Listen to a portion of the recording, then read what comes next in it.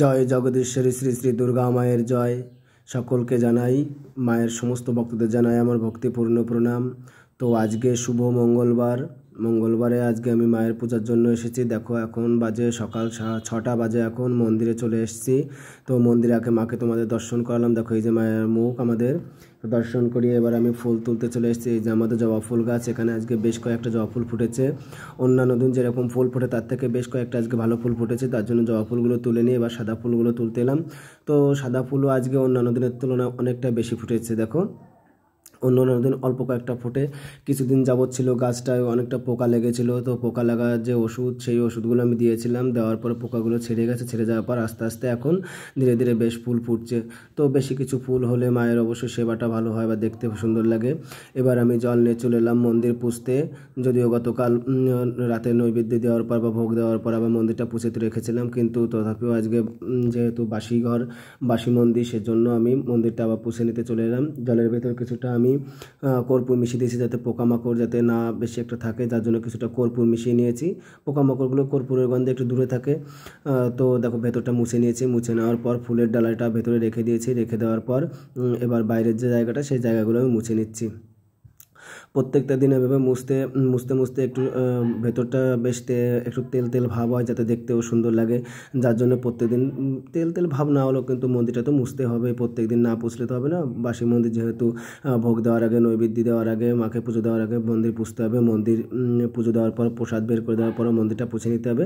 এবার দেখো মায়ের বাসনগুলো ধুয়ে নিয়েছি। ধুয়ে নেওয়ার পর সেগুলোকে আবার উপর করে দিচ্ছি একটু জল শুকানোর জন্য। তো জল শুকিয়ে নেওয়ার জন্য এবার আমি স্নান করে মায়ের মন্দিরে চলে এলাম। তো দেখো মায়ের যে ঘট, সেই ঘটে আমি জবা ফুলগুলো দিয়ে নিচ্ছি। যদি একটু বেশি ফুল ফোটে তাহলে দিতে অনেকটা ভালো লাগে, দেখতেও সুন্দর লাগে। যার জন্য আমি জবা ফুলগুলো আজকে বেশি ফুটেছে, এবং মনটা ভালো লাগছিল মনের ভিতরে যে আজকে মাকে একটু বেশি করে ফুল দিতে পারবো এবং দেখতেও সুন্দর লাগবে। তো এই যে আমাদের গোপাল সোনাকে তুলসী নিবেদন করে সাদা ফুল দিয়ে নিচ্ছি। মায়ের চরণে একটা জবা ফুল দিয়ে নিয়েছি। আগের দিন একটা দাদাভাই কমেন্টে বলেছিল যে গণেশ, লক্ষ্মী, সরস্বতী, কার্তিক এদের নাকি তুলসী দান করতে নেই, তার জন্য আমি তুলসীটা দান করলাম না। মহাদেবকে তো তুলসী দেয় না, সেটা আমি আগে থেকেই জানতাম।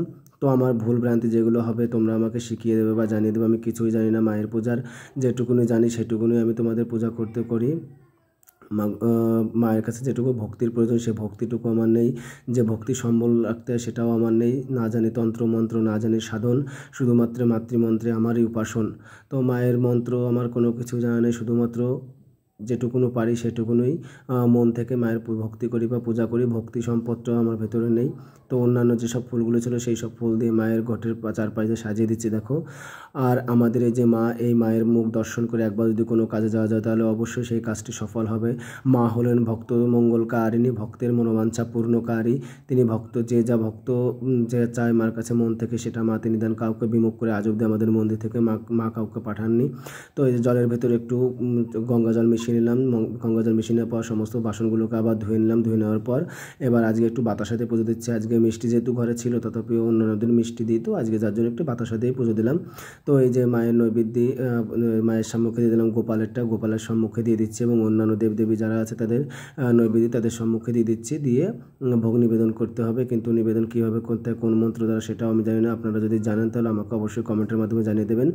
এবার আমি পুজো করতে চলে এলাম। আরতি করছি, মায়েদের কাছে ধূপ দিয়ে আরতি করছি প্রথমে। এই যে আমাদের মা, এই মুখটা দর্শন করে দেখো প্রাণটা জুড়িয়ে যায়। তো মাকে যদি মন ভরে ডাকা যায় বা মন খুলে ডাকা যায় তাহলে মা অবশ্যই ভক্তের ডাক শোনেন। তিনি ভক্ত মনোবাঞ্ছা পূর্ণকারী, তিনি ভক্তের ডাক অবশ্যই শোনেন। ভক্তকে তিনি কৃপা করেন যদি তিনি তাকে ডাকার মতো ডাকা যায়, কিন্তু আমরা তো তাকে ডাকার মতো ডাকতে পারি না। তবে মাকে যেই মন থেকে আমাদের এখানে এসে ডেকেছে তার অবশ্যই মনোবাঞ্ছা পূর্ণ হয়েছে। কেউ কখনো বিফলে আজ অবধি ফিরে যাননি। তো এই যে এখন প্রদীপ আরতি হচ্ছে। প্রদীপ আরতি করে নেওয়ার পর এবার আমি একটু কাসরটা বাজিয়ে নেব। এই যে আমি কাসরটা বাজিয়ে নিচ্ছি। কাসরটা বাজিয়ে নেওয়ার পর শঙ্খ বাজিয়ে নেব। তো এখন তো পুজো শেষ হয়ে যাচ্ছে। এরপর আবার সন্ধ্যা আরতি জোগাড় করে রাখবো। একবারে মন্দিরটাকে পুছে দিয়ে সন্ধ্যা আরতি জোগাড় করে রাখবো। সন্ধ্যায় আবার দেখা হবে তোমাদের সঙ্গে। ততক্ষণ তোমরা ভালো থেকো। জয়।